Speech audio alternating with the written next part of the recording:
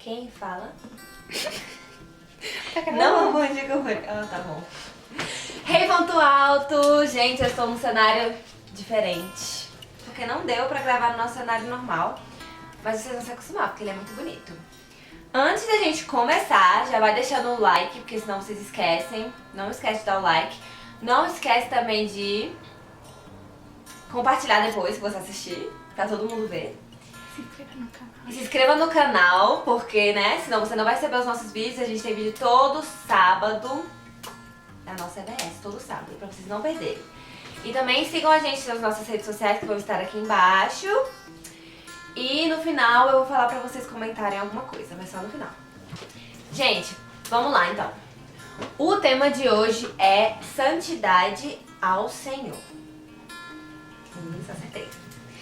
E eu já quero começar com uma frase que ela foi muito tensa, que diz no começo do nosso livro, ou do nosso capítulo, que é assim: santos sem santidade são a tragédia do cristianismo. Eu achei muito pesado, não sei se você de casa achou, mas é pesado.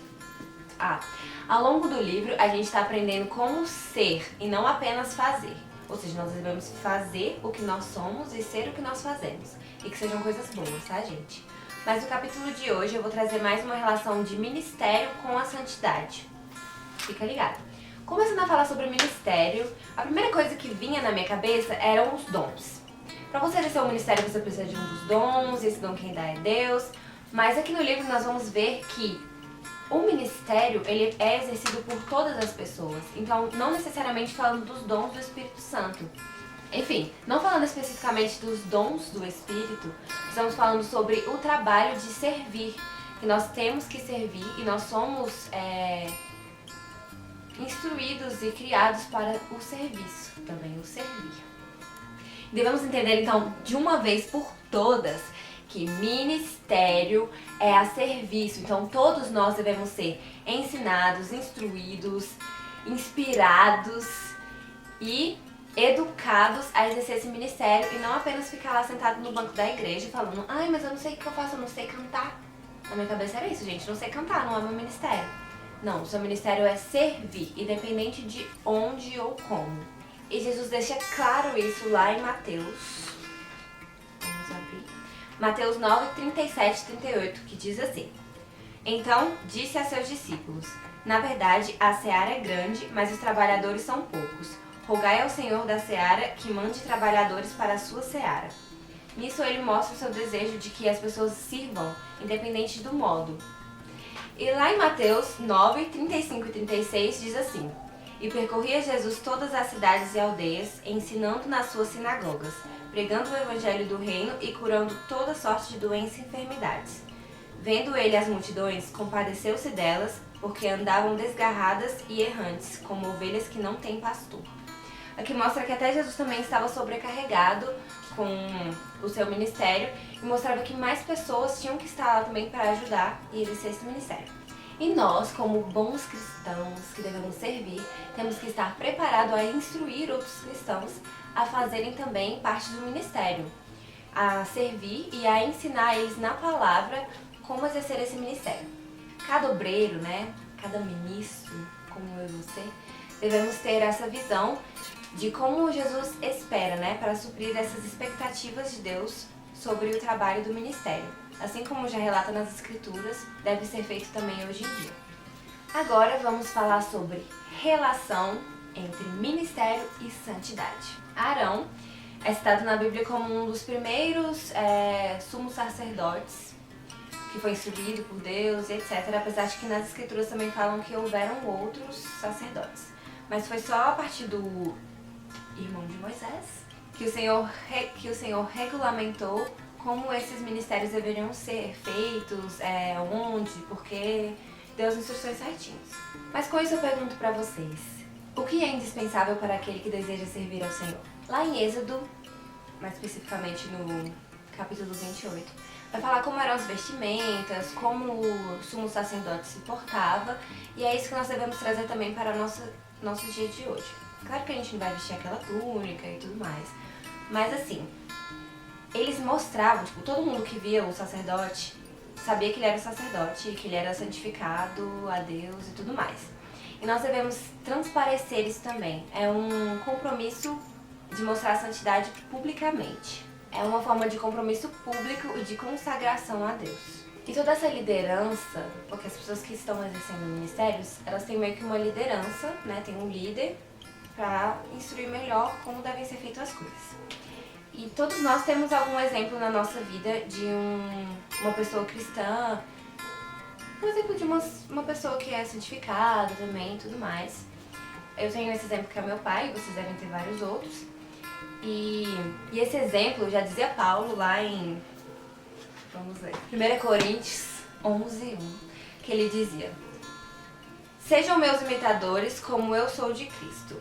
Então é esse exemplo que nós devemos dar também para as outras pessoas que estão começando sua caminhada cristã e ainda não exercem ministério. Agora vamos falar sobre resultados.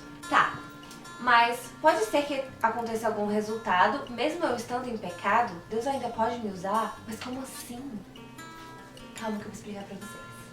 E sim, é possível chegar ao resultado mesmo estando em pecado. Abram as Bíblias de vocês novamente. Tô usando o livro. Mas vamos lá. Mateus 7, 22 e 23 diz assim: muitos, naqueles dias, hão de dizer-me: Senhor, Senhor, porventura não temos nós profetizado em Teu nome? E em Teu nome não expulsamos demônios? E em Teu nome não fizemos muitos milagres? E então lhes direi explicitamente: nunca vos conheci. Apartai-vos de mim, os que praticam a iniquidade. Então vemos aqui que até Jesus falou que podem haver resultados, mesmo você estando em pecado. Deus pode ainda usar a sua vida. Vamos falar de Moisés, que é um exemplo prático disso. Lá em Números 20, versículo 8, diz que Jesus falou para Moisés que ele só precisava falar com a rocha, tipo, sai água da rocha e a água ia sair. Porém, chegando lá, nem ele estava muito acreditando, nem a galera que estava lá estava muito acreditando. Então ele pensou assim: vou ferir a rocha, né? E ele feriu a rocha 2 vezes. E a rocha saiu água. Mas, no finalzinho do versículo diz assim: visto que não credes em mim, para me santificar diante dos teus filhos de Israel, por isso não fareis entrar este povo na terra que lhes dei. Vemos que mesmo tendo acontecido o milagre, né, da rocha ter jorrado água, Deus viu que da rocha ter jorrado água, vemos uma consequência da falta de fé e da desobediência de Moisés e Arão. Então nós vemos aqui que viver em santidade vai muito mais além do que o resultado. Ela é muito mais para você agradar a Deus, Papai, que é aquele que nos chamou, do que com a sua produtividade. E agora nós vamos falar sobre santidade e autoridade. Tá, nós acabamos de ver que nós podemos ter resultados mesmo não andando em santidade. Mas eu vou falar pra vocês agora que andar em santidade tem muito mais efeito do que não andar em santidade. Como eu disse, já não é sobre o resultado, né? Não tem a ver com o resultado. Não tem a ver, mas não é só sobre o resultado. Vou falar alguns benefícios pra vocês. Além de intimidade com Deus, de agradar a Deus e de ser um exemplo na vida dos seus liderados, isso também define a autoridade na dimensão espiritual. Mas como assim? Como assim autoridade na dimensão espiritual? Isso, gente, expulsar demônios, todas essas coisas, principados e potestades. Mas vamos com calma que eu vou chegar lá. Você exercer autoridade implica em você saber ser submetido. Ou seja, para você ter autoridade, você precisa saber se submeter a isso também. Vamos lá ver em Mateus, vamos ver o que a Bíblia fala sobre isso. Lá em Mateus 8, 5 ao 13. Isso é um pouco grande, acompanha aí. Tendo Jesus entrado em Cafarnaum, apresentou-se-lhe um centurião implorando: Senhor, o meu criado jaz em casa, de cama, paralítico, sofrendo horrivelmente. Jesus lhe disse: eu irei curá-lo. Mas o centurião respondeu: Senhor, eu não sou digno de que entres na minha casa, mas apenas mande com uma palavra e o meu rapaz será curado. Pois também eu sou homem sujeito à autoridade. Tenho soldados às minhas ordens. Eu digo a este vai, e ele vai. Eu digo a este vem, e ele vem. Eu digo a este faça, e ele faz. Ouvindo isso, Jesus ficou admirado. e disse aos que seguiam: Digo-vos que muitos virão do Oriente e do Ocidente e tomarão lugares à mesa com Abraão, Isaque e Jacó no reino dos céus. Ao passo que os filhos do reino serão lançados para fora, nas trevas, ali haverá muito choro e ranger de dentes. Então disse Jesus ao centurião: Vai-te e seja feita conforme a tua fé. Naquela mesma hora, o servo foi curado. Amém. É a fé que move montanhas, é a fé que Jesus falou aqui. Quero, gente. Nesse versículo, nós vemos que o centurião, apesar de ter autoridade, ele sabia que ele estava submetido à autoridade de Deus e debaixo dessa autoridade. Em Tiago 4,7 diz: Sujeitai-vos, portanto, a Deus, mas resisti ao diabo, e ele fugirá de vós. Geralmente a gente gosta de pegar mais essa parte aqui do fugir ao diabo, resistir ao diabo e ele vai fugir da gente. Mas antes de resistir ao diabo, Deus fala pra gente se sujeitar a Deus, mostrando que qualquer ação que a gente tome é, primeiro, comandada por ele.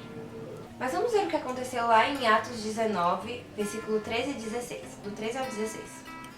E alguns judeus exorcistas ambulantes tentaram invocar o nome do Senhor Jesus sobre processos de espírito maligno, dizendo: Morre, diabo, por Jesus a quem Paulo prega.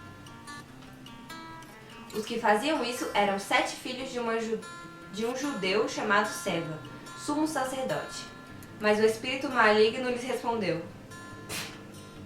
Conheço a Jesus e sei quem é Paulo, mas vós, quem sois? E o possesso do espírito maligno saltou sobre eles, subjugando a todos, e de tal modo prevaleceu contra eles, que desnudos e feridos fugiram daquela casa. Olha que situação séria, gente. Mas por que será que não deu certo? O motivo é bem claro aqui. Só pode exercer essa autoridade quem se sujeita a ela. E para a gente entender um pouco isso, vou falar sobre a resistência maligna e como isso pode acontecer. Quando pecamos, deixamos de estar sujeitos à autoridade de Deus. E assim nós comprometemos a nossa capacidade de exercer autoridade sobre os poderes das trevas. Para a gente entender um pouco melhor, vamos ver o que aconteceu com Jesus quando ele foi tentado no deserto, lá em Lucas 4, 1 e 2. Jesus, pois, cheio do Espírito Santo, voltou do Jordão e era levado pelo Espírito no deserto, durante 40 dias, sendo tentado pelo diabo. E naqueles dias não comeu coisa alguma, e terminados esses dias, teve fome. Vamos lá. Eu sempre pensei que esse versículo, Jesus estava sendo levado ao deserto para ele jejuar. E lá ele foi tentado pelo inimigo. Mas na verdade, aqui a gente pode perceber que Jesus foi levado para ser tentado pelo diabo e por isso ele jejuou, para que ele não caísse em tentação. Nós podemos perceber isso vendo a diferença de como ele chegou no deserto e como ele saiu. Ele chegou no deserto cheio do Espírito Santo, como diz lá em Lucas 4:1. E ele saiu no poder do Espírito, como diz em Lucas 4, versículo 14. Com isso, nós podemos concluir que os seus resultados também são ligados com as suas escolhas, como diz lá em Gálatas 6, versículos 7 e 8. Quem planta para a corrupção, colherá corrupção, mas quem planta para o Espírito Santo, colherá a vida eterna. Unção não é um prêmio de bom comportamento. E o prêmio Unção desse ano de melhor comportamento vai para... Lívia! Aplausos, gente! Meu Deus, muito obrigada! Gente, é lindo! Ignora o que tá escrito aqui. Nunca pensei que eu ia ganhar. Eu quero agradecer a mim mesma porque fui perseverante e andei em santidade. O mérito é todo meu, muito obrigada. Tchau.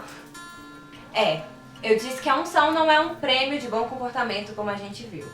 Mas a santidade está ligada à unção. Vamos abrir as Bíblias novamente. O meu tá no livro, já falei. Lá em Eclesiastes 9, 8, que diz assim: Em todo tempo sejam alvas as tuas vestes e jamais falte o óleo sobre a sua cabeça. Na Bíblia sempre faz essa coisa com as vestes serem brancas, serem limpas, com a santidade. Isso remete à santidade. Assim nós podemos perceber que a unção e a autoridade estão em um ambiente de santidade. Lá em 1 Tessalonicenses 4, dá um ênfase na vontade de santidade que Deus tem para a nossa vida. Deus não nos chamou para a impureza, e sim para a santificação. Dessa forma, quem rejeita essas coisas não rejeita o homem, e sim a Deus, que também vos dá o Espírito Santo. Essa rejeição a gente pode entender que é rejeitar uma particularidade de Deus, e não Deus como um todo. Como ele vai terminar o versículo dizendo, que também vos dá o Espírito Santo. Então, dessa forma, nós estamos rejeitando o Espírito Santo na nossa vida. Concluindo, a melhor forma de preservar a autoridade e a unção é tendo uma vida em santidade. É isso, gente. Se vocês assistiram até aqui, gente, comenta aí Oscar da Unção 2020. Se você assistiu até aqui. E é isso, gente. Até semana que vem com outra pessoa que vai estar aqui neste mesmo canal, neste mesmo horário. Só não no mesmo cenário. Só não no mesmo cenário, vai estar em outro cenário. Mas é isso. Beijo e fiquem com Deus. É assim que a gente se despede? Eu não sei como a gente se despede. É isso.